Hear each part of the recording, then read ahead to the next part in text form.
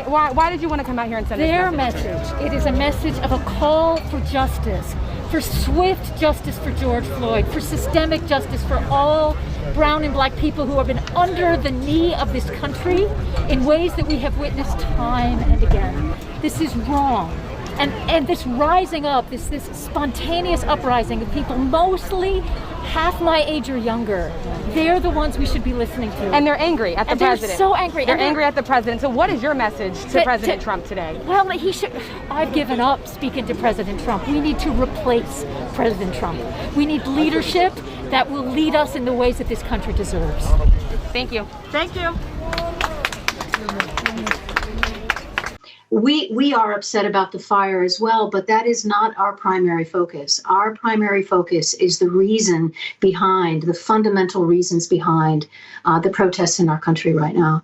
There is a deep desire for the fundamental issues at stake brought to light by the murderous death of George Floyd and the countless others that we've witnessed in this long string of violence against Black and brown people, that needs to be addressed in a systemic, fundamental way in the from every police department in the country and the vigilante civilian actions that are taken. The gospel of Jesus and the teachings of the scripture are antithetical to the messages that he is communicating and the way he's responding to people in this moment. And that there is no spiritual mantle of authority for the actions that he had just moments before said that he would take. Yes, this is a follow-up. I believe you've seen that woke bishop, a lot of informations are coming out about her. That was her advocating for BLM. Now, he is going around on social media granting interviews pertaining to what just happened. Trump demand an apology. This is what Trump put out. This so-called bishop who spoke at a national prayer service on Tuesday morning was a radical left hardline Trump hater. She brought her church into the war of politics in a very egregious way. She was nasty in tone and not compelling or smart. She failed to mention the large number of illegal migrants that came into our country and take away lives. Many were deposited from jails and mental institutes. It is a giant crime wave that is taking place in the U.S. Apart from her inappropriate statement, the service was a very boring and uninspiring one. She is not very good at her job. She and her church owe the public an apology.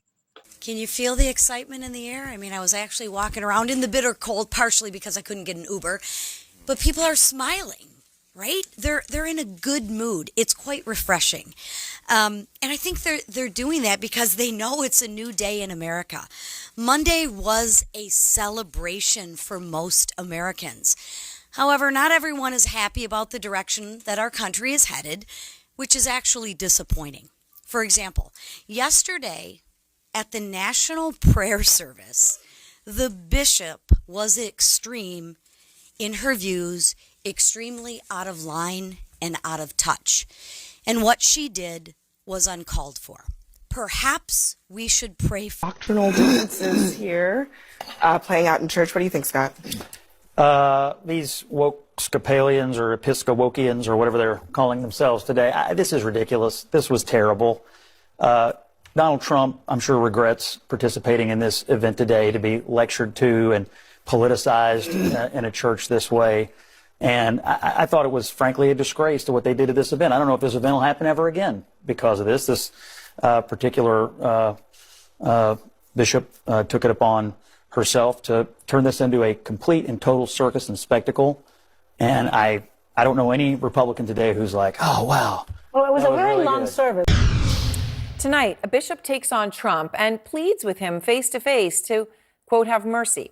The Episcopal Bishop of Washington pleading with President Trump to show compassion towards undocumented immigrants. And your tone there, so serious and genuine. You see him, he's stone-faced, he then looks down, but he's listening to every word you say. As you made that personal plea to him, what were you looking at him in that moment? What kind of response were you perhaps hoping for in that moment? I was looking at the president because I was speaking directly to him. I was also, frankly, as you do in every sermon, speaking to everyone who was listening through that one-on-one conversation with the president, reminding us all that in the people that are frightened in our country, the two groups of people that I mentioned are our fellow human beings, and that they have been portrayed in all throughout the political campaign in the harshest of lights that I wanted to counter as gently as I could with a reminder of their humanity and their place in our wider community. And I was speaking to the president because I felt that he has this moment now where he feels charged and empowered to do what he feels called to do, and I wanted to say, there is room for mercy. Yes, this is not good. When they take activists and put in charge, what do you expect? You should be saying things like this. This same lady donated to Obama informations we are saying everywhere on social media that clearly tells you who exactly she is. Within the space of 24 hours, I have seen her on CNN, The View, PBS. In fact, she's everywhere. It is like this is the opportunity. She has been waiting to grant interviews. It is crazy. If you want to preach, preach, avoid politics. Yes. If you have your different way to pass your message, don't use a service to play politics. Not addressing real issues that are happening, going straight into what can satisfy your ego. That is what she did exactly. It is crazy at a certain point. Some people are even questioning, like, why take activists and put in certain places? That you owe your church and the public an apology. Now, given your role, it doesn't seem surprising that you would speak out for the marginalized, as anyone who's read the Bible and knows the path of Jesus. But do you think your message is being misconstrued and politicized?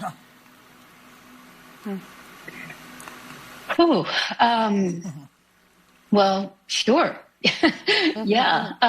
But I think if you read what I said, and how could it not be politicized, right? We're in a hyper political climate. One of the things I caution about is the culture of contempt in which we live that immediately rushes to the worst possible interpretations of what people are saying and to put them in categories such as the ones you've just described. That's part of the air we breathe now. And I was trying to speak a truth that I felt needed to be said, but to do it in as respectful and kind a way as I could.